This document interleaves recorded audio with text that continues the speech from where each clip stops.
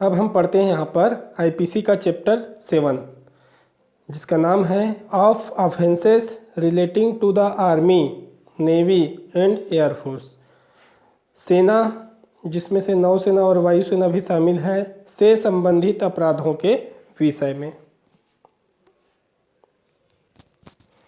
तो सबसे पहले देखते हैं सेक्शन 131 अबेटिंग म्यूटिनी और attempting to seduce a soldier, sailor और एयरमैन फ्रॉम हिज ड्यूटी। विद्रोह का दुष्प्रेरण या किसी सैनिक, नौसैनिक या वायु सैनिक को कर्तव्य से विचलित करने का प्रयत्न करना। ठीक है, मतलब ये है कि या तो विद्रोह करने के लिए दुष्प्रेरित कर रहा है या फिर जो तीनों सेना है उसको उसका जो कर्तव्य है उस कर्तव्य से पालन में विचलित करने का प्रयत्न करना, मतलब कर्तव्य का पालन ना करे ऐसा उसको दुष्प्रेरित करना। तो उसके लिए है आजीवन कारावास है, हो मिल सकता है, या फिर 10 वर्ष का सज़ा मिल सकता है, या फिर मतलब वो रिगोरियस भी हो सकता है और सिंपल भी हो सकता है, और साथ में इस सज़ा के साथ में उसको जुर्माना भी मिलेगा। उसके बाद है 132 abetment of mutiny if mutiny is committed in consequence thereof. विद्रोह का दुष्प्रेरण यदि उसके परिणाम स्वरूप विद्रोह किया जाए, मतलब विद्रोह का दुष्प्रेरण किया जाता है तब तो ऊपर वाला उसको सज़ा मिलेगा ही। यदि विद्रोह के लिए दुष्प्रेरित किया और उसके परिणाम स्वरूप जिसको दुष्प्रेरित किया वो लोग विद्रोह कर भी दिए, तब सज़ा क्या है, ज़्यादा मिलेगा। किसको दुष्प्रेरित किया है यहाँ पर, सेना को, है ना। तो तब सज़ा क्या मिलेगा, या तो मृत्युदंड मिलेगा या आजीवन कारावास मिलेगा या 10 साल का, जो कि RS दोनों हो सकते हैं, और इसके साथ ही साथ जुर्माना भी मिलेगा। ठीक है, उसमें आजीवन और 10 वर्ष का था, इसमें मृत्यु भी जुड़ चुका है क्योंकि ऐसा किया है, मतलब ऐसा दुष्प्रेरण के परिणाम स्वरूप घटना हो चुका। धारा 133 abetment of assault by soldier, sailor और airman of on his superior officer when in execution of his office. सैनिक, नौसैनिक या वायु सैनिक द्वारा अपने वरिष्ठ ऑफिसर पर, जबकि वह ऑफिसर अपने पद निष्पादन में हो, हमले का दुष्प्रेरण करना। इसका मतलब ये है कि जो सैनिक है वो अपने ऑफिसर पर हमले के लिए किसी और को दुष्प्रेरित कर रहा है। ठीक है, किसी और को बोल रहा है कि इस ऑफिसर के ऊपर हमला करो करके उसको भड़का रहा है, तब ऐसे सैनिक पर 3 साल का सज़ा मिलेगा, जो कि RS कोई भी हो सकता है, और साथ ही साथ जुर्माना भी उसको होगा, मतलब ड्यूटी के दौरान होना चाहिए।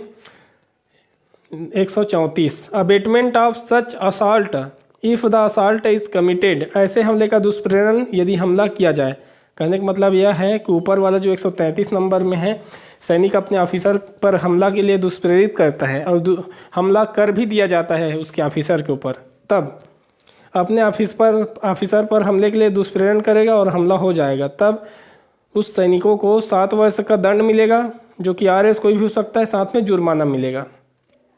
उसके बाद है section 135 abetment of desertion of soldier, sailor और एयरमैन। सैनिक, नौसैनिक या वायु सैनिक द्वारा अभित्यजन का दुष्प्रेरण। जो कोई तीनों सेना को, जो तीनों सेना है अपना, उसको अभित्यजन के लिए दुष्प्रेरित करे, मतलब भगोड़ा बनने के लिए, भगोड़ापन के लिए दुष्प्रेरित करे, मतलब ऐसा भड़काए उसको कि छोड़ दो ये नौकरी, क्या नौकरी फालतू है, इसमें मरने का डर है, ये दुनियादारी यदि भड़का के उसको भड़काने का प्रयास करें, तब ऐसे भड़काने वाले लोगों को 2 साल का सज़ा मिल सकता है, जो RS कोई भी हो सकता है, और या फिर जुर्माना बस मिल सकता है, या दोनों भी मिल सकता है। उसके बाद है सेक्शन 136 हार्बोरिंग डिजर्टर, अभित्यजक को संश्रय देना। अभित्यजक कहने का मतलब क्या है, अभित्यजन करने वाले सैनिक को, किसी सैनिक ने अभित्यजन किया, मतलब क्या किया कि वो मतलब अब छोड़ दिया, वो काम वाम नहीं कर रहे हैं ना, मतलब समझो। तो अपने कर्तव्य पालन को छोड़ दिया पूरा, तो ऐसा किया है तो उसको जानते हैं, कोई भी जान रहा है कि ऐसा हुआ है या अभित्यजक है ये सैनिक करके, और उसको जानते हुए भी जो संश्रय देगा, है ना, तो उसको सज़ा मिलेगा संश्रय देने वाले को। लेकिन इसमें अपवाद ये है, पति पत्नी के मामले में अपवाद रहता है, उसको नहीं मिलता है ना। पति पत्नी एक दूसरे को संश्रय दे सकते हैं। तो अगर यदि कोई इसको संश्रय दे रहा है तो 2 वर्ष का सज़ा मिलेगा, 2 RS कोई भी हो सकता है, या जुर्माना मिलेगा, या दोनों मिल सकता है। उसके बाद है 137 deserter concealed on board merchant vessel through negligence of master. इसमें क्या बोलता है, मास्टर की उपेक्षा से किसी वाणिज्यिक जलयान पर छिपा हुआ अभित्याजक। कहने का मतलब ये है कि जलयान के जो जलयान है मान लो कोई, और जलयान पर उसका कोई भी ऑफिसर है, प्रभारी जो सबसे हेड है उस जलयान का, तो वो कर्तव्य पालन में मतलब ध्यान नहीं दे पाता, या जानबूझ के मतलब ये तो नहीं चाहता, लेकिन वो आलस्यवश या कोई भी वश उपेक्षा करता है, मतलब ध्यान नहीं देता। जो कर्तव्य एकदम चेक करना जा कौन है कौन नहीं है करके, ये अपने कर्तव्य को पालन नहीं करता, और इसी के कारण वो छुपा रहता है, जिसके कारण इसको पता नहीं चलता। छिपने के संबंध में हालांकि अनभिज्ञ है ना, इसका कोई आशय नहीं है, लेकिन अपना कर्तव्य पालन किया होता तो पता चल जाया होता, लेकिन ये आलस्यवश ये सब वश उसने ऐसा नहीं किया, जिसके कारण वो छिपा रह जाता है। तो इस ऑफिसर को जिसका ड्यूटी था उसको अधिकतम 500 रुपये तक का जुर्माना मिल सकेगा। उसके बाद है section 138 abetment of act of insubordination by soldier sailor और एयरमैन। सैनिक, नौसैनिक या वायु सैनिक द्वारा अनधीनता के कार्य का दुष्प्रेरण, मतलब जो कोई मतलब सैनिक द्वारा ऐसा किया जाए करके दुष्प्रेरित करना। तो जो कोई सैनिक को अधीन न रहने के लिए दुष्प्रेरित करे, अधीन न रहने के लिए का मतलब है कि तुम उसका बात क्यों मानते हो, अपने मन से करो, है ना, आदेश को मत माना करो, ऐसा आदेश मानने से मना करने के लिए ऐसे सब भड़काएगा या दुष्प्रेरित करेगा। तो और उसके परिणाम स्वरूप अनधीनता करे, और भड़कने से ये भड़काने के कारण ऐसा दुष्प्रेरित होकर ऐसा काम भी कर दे, तब ऐसे दुष्प्रेरित करने वाले को 6 माह का सज़ा मिलेगा, जो कि RS कोई भी हो सकता है, और या तो जुर्माना मिलेगा या फिर दोनों मिल सकता है। उसके बाद है 138 रिपील है, 139 है person subject to certain act, कुछ अधिनियमों के अध्ययन व्यक्ति। तो जो निम्न के अधीन है ना, जैसे कि the army act 1950, Naval act 1934, air force act 1950, तो इनके लिए अलग से, मतलब ये सैनिकों के लिए है, तीनों सेना के लिए हमारे, उसके लिए अलग से इनको जो भी मामला है निपटाने के लिए अलग से एक्ट बना हुआ है।